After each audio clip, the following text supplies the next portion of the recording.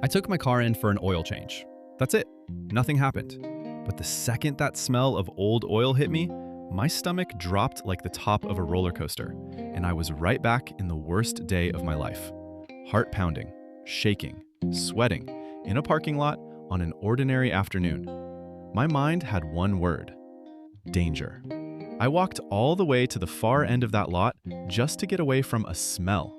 I had to call my wife to come take me home. Nothing was wrong, and everything in my body said run. If that's ever happened to you, a sound, a smell, a song, and suddenly your body is somewhere your mind never agreed to go, then stay with me, because that is not you being broken. That's PTSD. It's your nervous system stuck in a threat it already survived. By the end of this video, you'll know exactly what's happening in your body, how a trigger fires through 3 layers, and 6 things you can do when the alarm goes off. No fixing required. You don't need fixing. Tim here, welcome to Korvani. This is peer support for adults living real lives. Not therapy, help that comes from lived experience, not a diagnosis sheet. And I'm not explaining this from the outside. I live with PTSD. For years after I served, I didn't even know that's what it was. I was angry, on edge, down for stretches I couldn't explain. And those years were honestly harder on my family than they were on me. I told myself the same thing a lot of us get told. I'm just short-tempered. Be a man. Suck it up. What finally cracked it open wasn't a doctor. It was working with homeless veterans. I'd listened to their PTSD stories, and somewhere in there, I realized they were telling me about me. It freaked me out a little, so I talked to my wife, and I went and got a diagnosis and treatment. Nobody had ever handed me a map, so I started building one. That's what this series is. Whether you served or never wore a uniform, whether you've named your trauma or never said it out loud, you're in the right place. PTSD doesn't check your resume before it shows up. Here's the truth most people never get told. PTSD isn't about the past being too much to handle. It's about your body refusing to believe the past is over.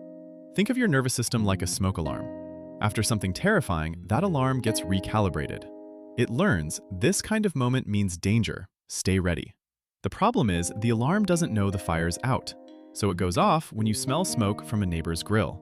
It goes off at a slammed door. It goes off in a crowded store for no reason you can point to. Or it goes off in a parking lot at the smell of oil. That hair trigger readiness has a name: hypervigilance. Your system's scanning for threat all day, even when you're safe. It's exhausting. It's why you're tired in a way sleep doesn't fix. And here's the part that matters most. Your body reacts before your mind catches up. Your heart races, your chest tightens, your stomach drops, and only after do you think, what's wrong with me? Nothing's wrong with you. Your body is faster than your thoughts. It always has been. That's not a malfunction. That's how humans survived long enough to be here.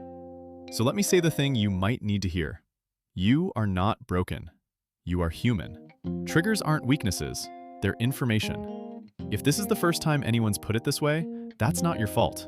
For a long time, PTSD got talked about as something only a certain kind of person got, after a certain kind of event. The rest of us were told to toughen up, move on, count our blessings.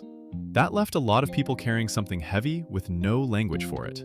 A car accident, losing someone suddenly, a childhood you survived, a medical scare, years of stress with no break.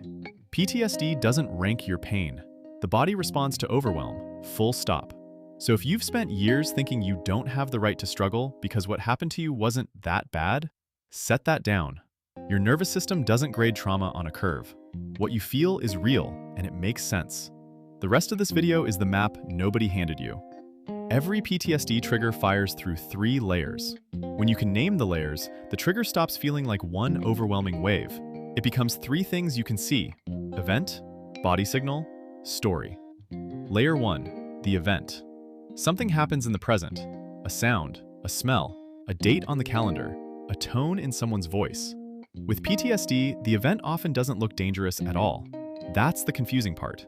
The trigger isn't the original trauma, it's a present-day echo of it. Layer 2, the body signal. This is where PTSD lives. Your body almost always signals something is happening before your conscious mind catches up. Your heart pounds, your jaw clenches, your stomach drops. You go cold or numb or you can't sit still. This is the alarm firing. And here's the key. The body signal is not the enemy. It's the first piece of information you get. If you can notice it, you've already created a gap. Layer 3, the story. This is the meaning your mind builds on top of the body signal, fast and automatic. I'm not safe. Something bad is about to happen. I can't handle this. With PTSD, the story is often a memory bleeding into the present, the past wearing the mask of right now. The story feels like truth. It isn't always truth. It's the nervous system trying to make sense of an alarm it can't explain. Let me show you what that looked like for me.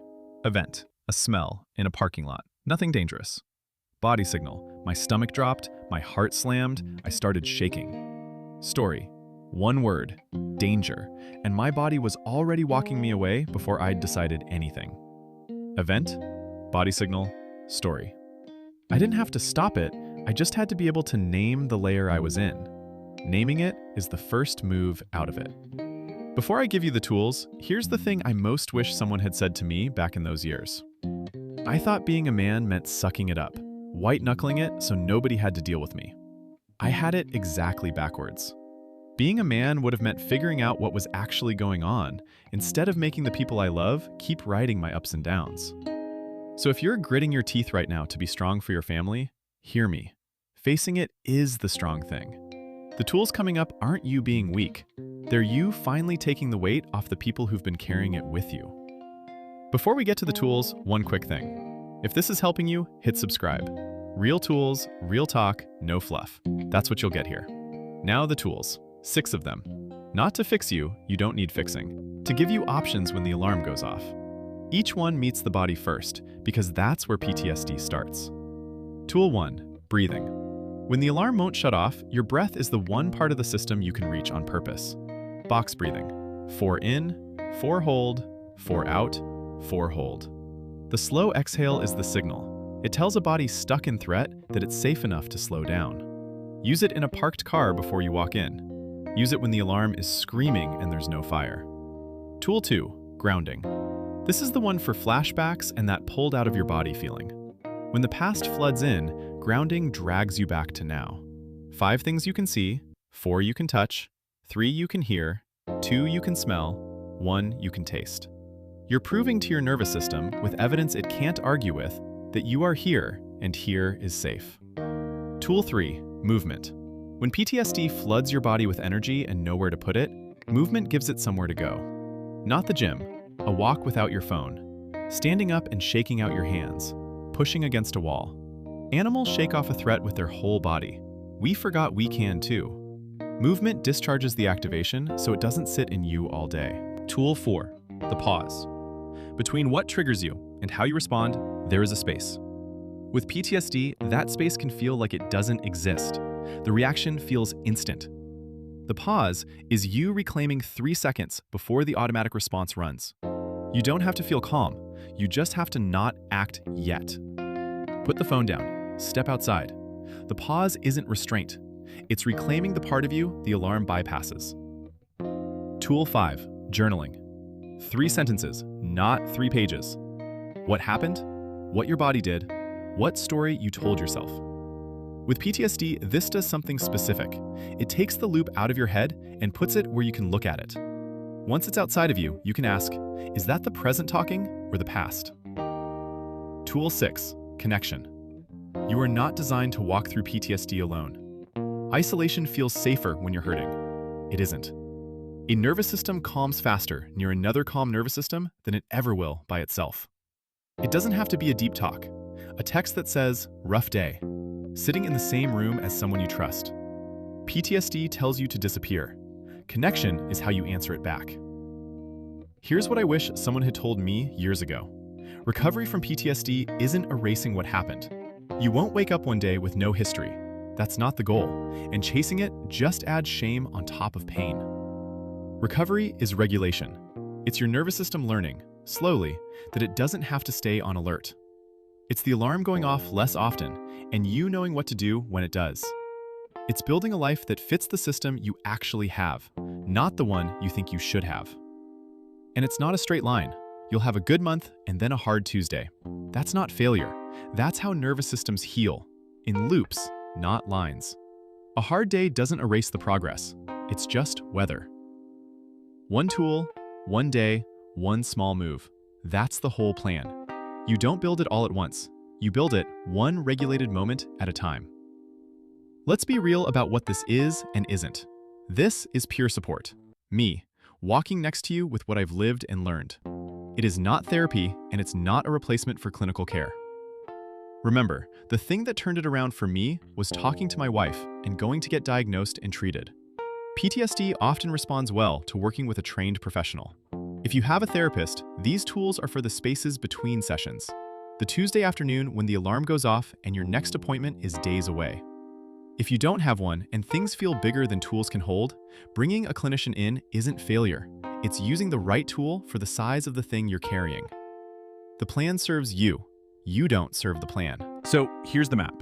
That smell in the parking lot wasn't me being broken. It was a nervous system stuck in a threat I already survived. Every trigger fires through 3 layers: event, body signal, story. And naming the layer is your first move out. 6 tools meet the body first: breathing, grounding, movement, the pause, journaling, connection. And recovery isn't erasing the past. It's regulation, built one moment at a time. Part 2 of this Korvani PTSD series goes deeper on triggers, how to map your own so the next one doesn't catch you blind. Subscribe so you don't miss it. The full set of tools, prompts, and trackers built for a real life is in the Korvani Guided Wellness Workbook at korvani.co/workbook. It's $9 through June because tools are the move. Link in the description. One more thing, and I mean this. This is peer support, not therapy or medical advice. If you're in crisis, please reach out to a qualified mental health professional or call 988. If you're a veteran, you can call 988 and then press 1. You survived the thing that taught your body to fear. You can survive the part where it learns it's safe. You don't have to do it alone. I am Tim Naylor, a certified peer specialist in mental health and substance abuse. If this helped you, follow Korvani for more peer support content.